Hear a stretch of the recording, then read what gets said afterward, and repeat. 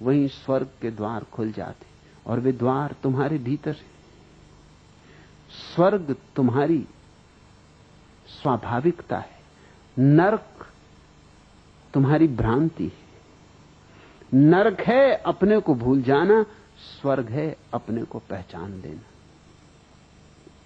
योग शुक्ला बुल्ले शाह की ये काफी भी प्यारी है। बुल्ले शाह जैसे लोग जो भी कहते हैं वह प्यारा ही होता है। दूसरा प्रश्न, भगवान बुद्ध ने भी वर्षों प्रवचन दिए, परंतु आज भारत में उनके अनुयायी नहीं के बराबर है। क्या आपके प्रवचन का प्रतिफल भी विदेशों में ही लोकप्रिय होगा, इस देश में नहीं? क्या कारण है कि आपके प्रवचन से अभी तक भारतवासी प्रभावित नहीं हो रहे हैं? जगन्नाथ महतो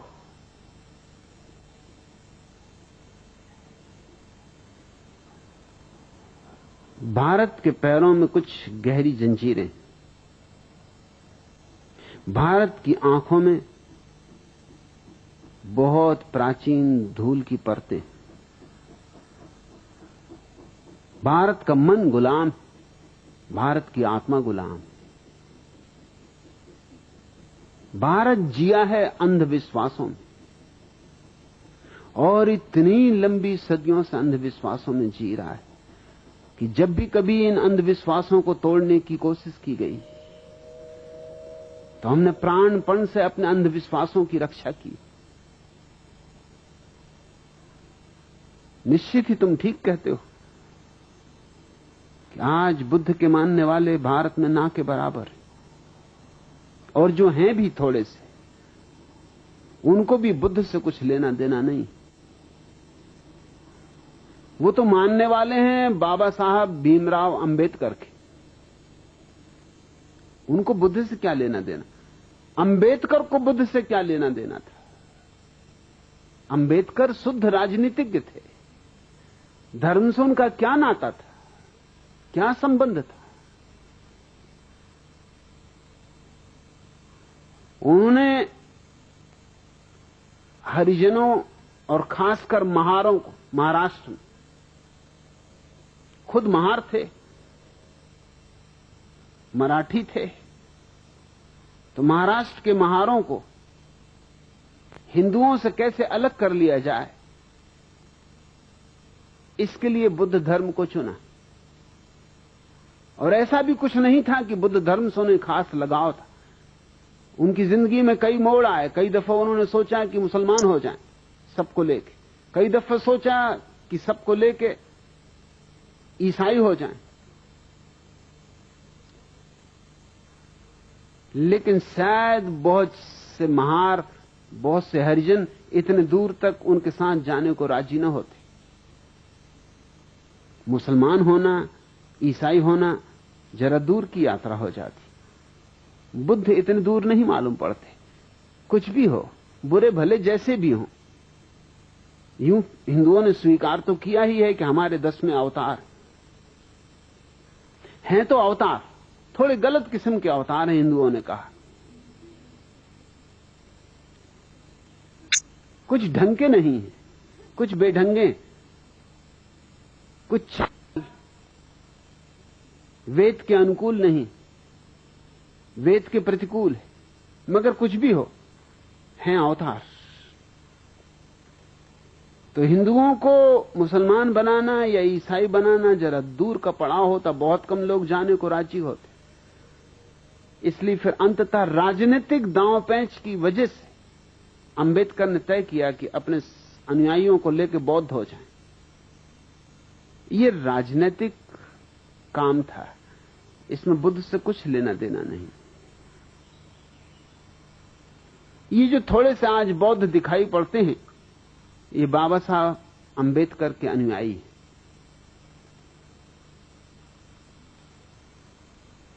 तुम्हारा पूछना महत्वपूर्ण है जगन्नाथ महतो कि क्या हुआ बुद्ध 40-42 वर्षों तक सतत बोलते रहे और सारा एशिया बुद्ध से प्रभावित हुआ। सारा एशिया आंदोलित हो उठा, सिर्फ भारत को छोड़कर। तो या तो कसूर बुद्ध का हो या कसूर भारत का हो। बुद्ध का तो कसूर हो नहीं सकता। हां, अगर कसूर इसको ही कहो तो बात और कि उन्होंने सत्य को जैसा था वैसा ही कह दिया, सीधा सीधा कह दिया, नग्न कह दिया। भारत के पांडित्य के वस्त्रों से न पहनाए, और मैं कहता हूं अच्छा किया कि न पहनाए। भारत ने माना या न माना, लेकिन बुद्ध ने अपनी ओर से चेष्टा में कोई कमी नहीं की। भारत को जगाने का जैसा अथक प्रयास बुद्ध ने किया, न उसके पहले किसी ने किया था, न उनके बाद किसी ने किया। और मैं तुमसे कहता हूं, सत्य के रास्ते पर असफल हो जाना असत्य के रास्ते पर सफल हो जाने से लाख दर्जा बेहतर। बुद्ध की असफलता में भी राम और कृष्ण की सफलता से कहीं ज्यादा मूल्य। बुद्ध एक ही तो बगावती पुरुष। भारत के जीवन में अगर कहीं कोई नमक है तो वो बुद्ध के कारण, थोड़ा कुछ स्वाद है तो बुद्ध के कारण, नहीं तो भारत बिल्कुल बेस्वाद होता। क्यों बुद्ध को नहीं सुना जा सका? कई कारण हैं। पहला कारण तो भारत के पंडित हैं, पुरोहित हैं। उनका जाल पुराना है, कोई 10,000 साल पुराना है। और बुद्ध जैसा व्यक्ति जब भी कहीं पैदा होगा तो पंडित और पुरोहित उसके विपरीत खड़े हो जाएंगे, क्योंकि उसकी चोट उनके पूरे धंधे को ही तोड़ने लगती। उसकी चोट में उनकी मूर्तियां गिरने लगती, उनके मंदिर भूमिसात होने लगते, उसकी चोट में उनके शास्त्र उखड़ने लगते, उसकी चोट में लोग जागने लगते और देखने लगते कि पंडित तो केवल दुकानदार है, व्यवसायी, शोषक।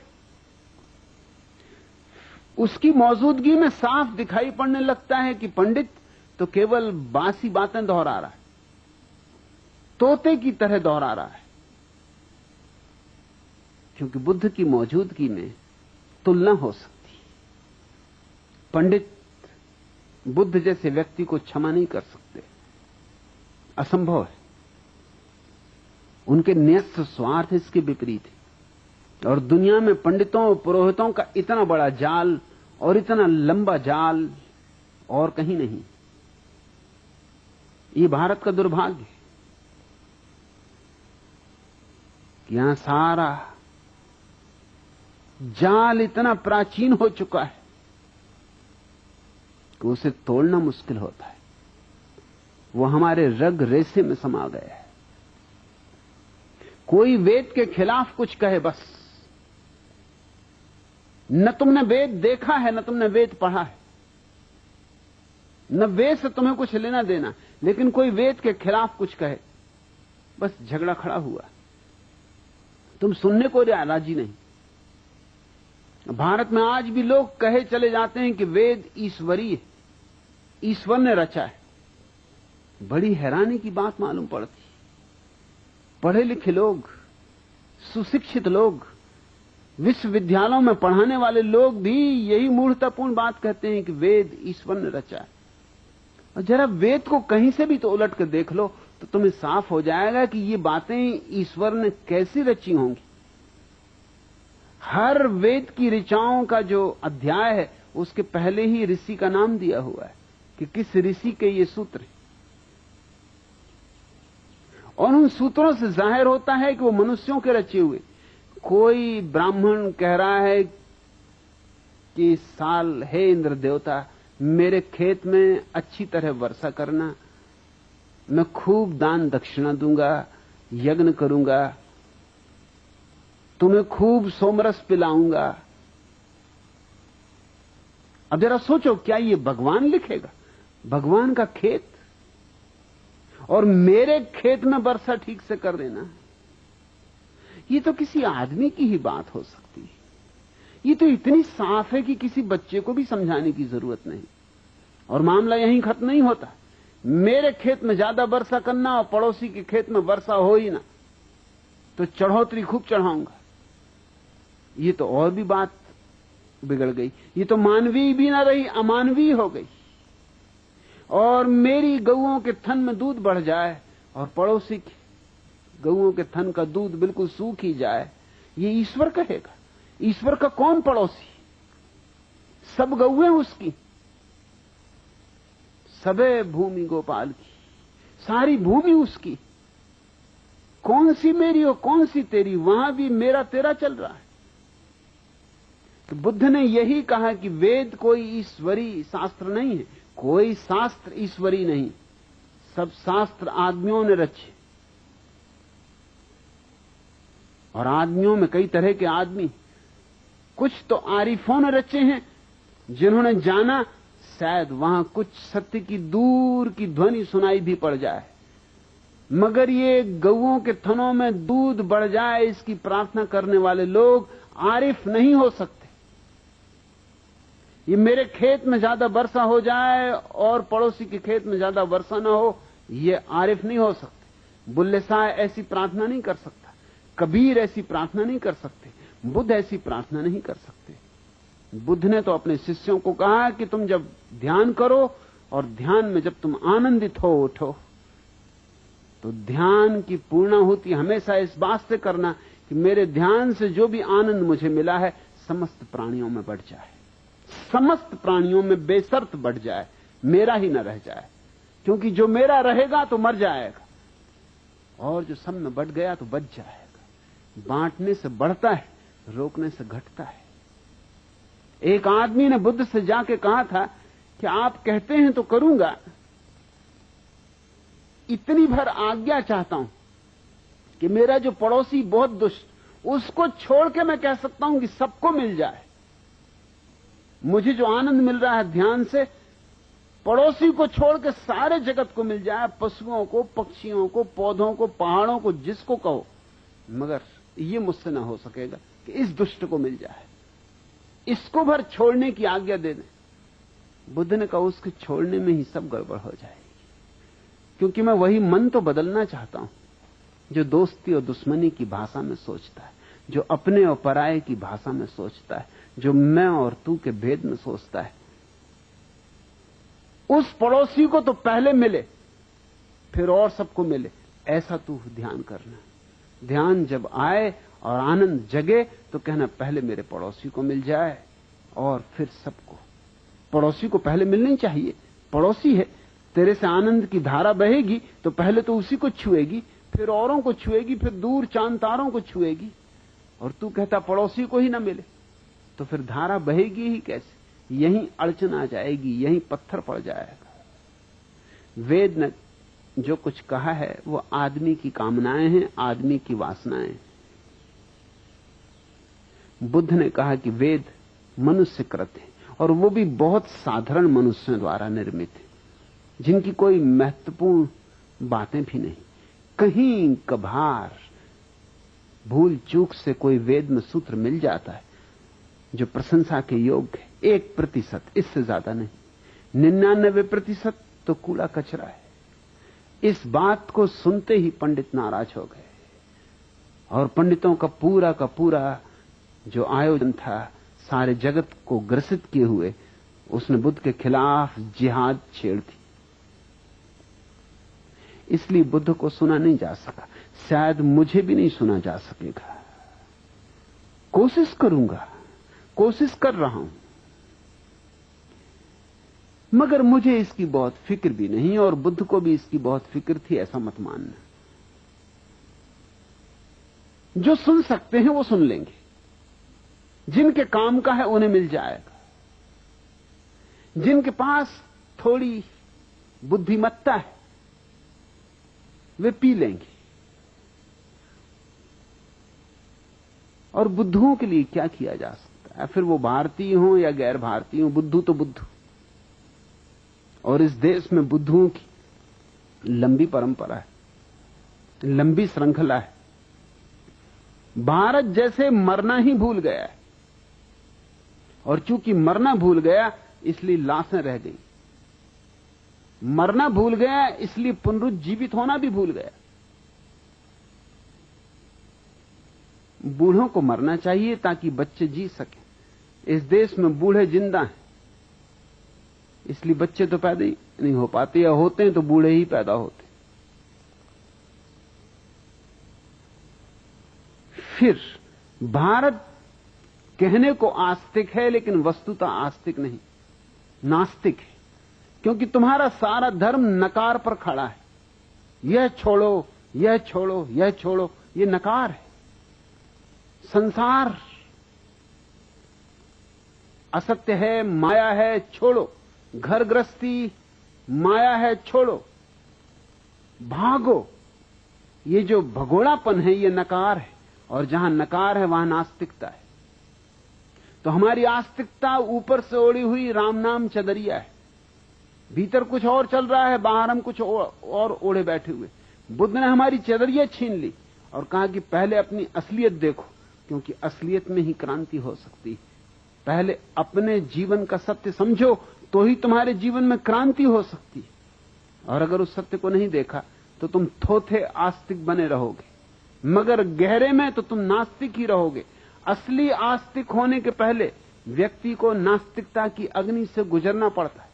जिसने नहीं कहना ही नहीं सीखा, वो हां क्या खाक कहेगा, उसकी हां में बल नहीं होगा, उसकी हां नपुंसक होगी। बुद्ध ने नास्तिकता से गुजरने का पाठ दिया, बजाय इसके कि भारत उनके पाठ को सीखता, भारत ने उन्हीं को नास्तिक करार दे दिया। मैं भी तुमसे यही कहता हूं कि पहले नास्तिकता की तलवार से काट डालो सारे अंधविश्वास, सब पाखंड, गिरा दो सब जंजीरें, तोड़ दो सब अंधकार। और जब नास्तिकता से तुम सब सफाई कर चुको तो फिर तुम बीज बो देना फूलों के। उनसे जो फूल खिलेंगे वे आस्तिकता के होंगे।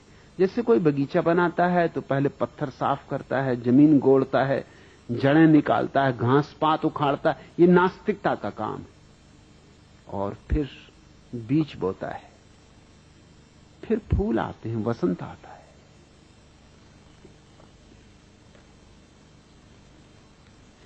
क्या उसका गिला कीजिए, क्या उसका गिला कीजिए, उसे प्यार ही कब था, वो अहद फरामोश वफादार ही कब था।